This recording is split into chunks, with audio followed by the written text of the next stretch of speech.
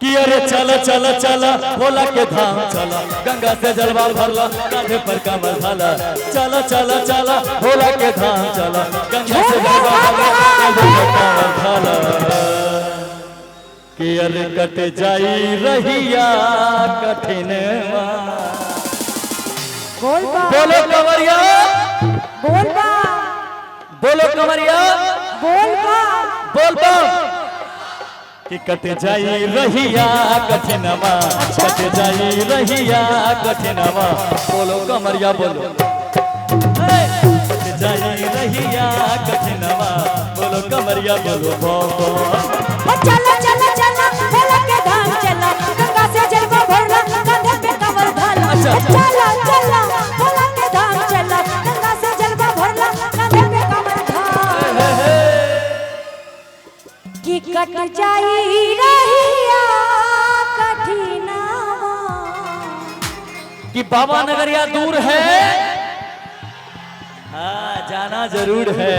कट जाई रहिया कठिनवा। कैसे? और उठाइए एक बार दोनों हाथ को उठाइए, दोनों हाथ ऊपर उठाइए। बोलो कमरिया बोलो बम बम बम। कट जाई रहिया कठिनवा।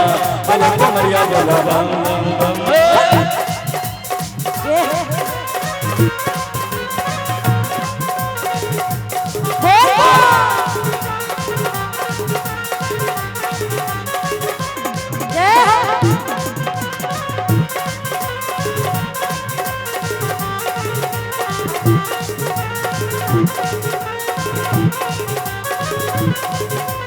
क्या बात है?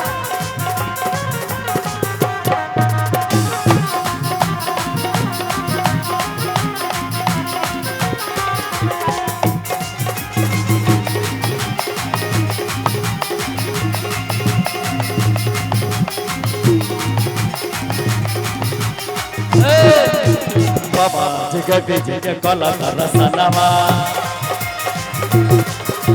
पंडा जी से करवा लो तू कमर के पूजनवा। बाबा जगह जगह कला रसनवा। पंडा जी से करवा लो तू कमर के पूजनवा। बोलो बोलो बम के तू नारा, हो है बाबा एक सहारा।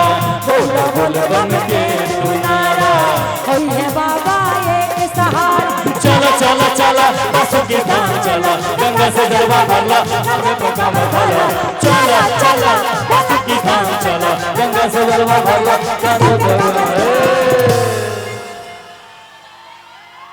कि पहले तो तोरा ने समझाया नहीं कि मुझे भांग का रोग लगा दिया। कि आदत सी लगी तो नहीं छूटा, कि आदत सी लगी तो नहीं छूटा, कि आदत सी लगी तो नहीं छूटा।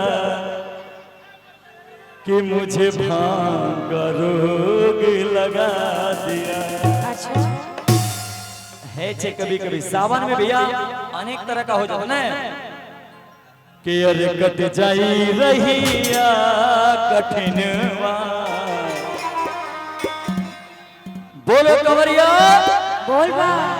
आप ही लोग तो जोश में। कट जाई रहिया कठिनवा, कट जाई रहिया कठिनवा। बोलो कमरिया बोलो, कट जाई रहिया कठिनवा। बोलो कमरिया बोलो बम बम बम।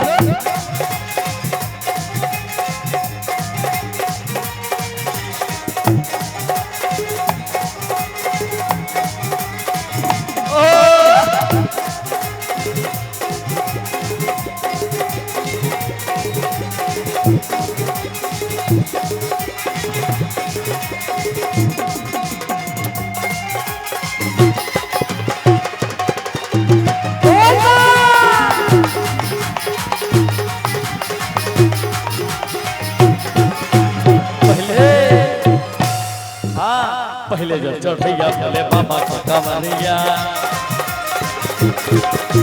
मंदिर मंदिर पूजा करके धरी है तो गरिया। पहले जब चढ़ैया भोले बाबा को कमरिया, मंदिर मंदिर पूजा करके धरी है तो गरिया। बाबा बासुकी धाम तो जइहा एक जलवा ओहो चढ़इहा बाबा बासुकी धाम तो जइहा एगो जल तू वही जो चढ़ैया। साउंड का तो छोड़ दो कम से कम भैया, साउंड का छोड़ दो ना, साउंड वाला को छोड़ दो ना भैया, कहीं साउंड को छोड़ेगा तो आवाज यहाँ तक आएगा, फिर मजा और आएगा। आप लोग रोड से थोड़ा सा इधर हो जाइए, ट्रक जाने में दिक्कत हो रही है। पीछे देखिए पुलिस प्रशासन की गाड़ी भी है, उनको भी जाने दीजिए। जी भांग पी के गाड़ी अच्छा हाँ मत चलइहा बोल बोल हो ट्रक वाला भैया। उन्हें प्रशासनों के गाड़ी चोकरो को ने फ्री वाला पकड़े छे, पहले वहां से खींचे छे, ओकरो के कहो हां फ्री वाला पकड़ के पहले वहां से पी ले छे। हां हां कहिए कहिए कहिए चलेगा।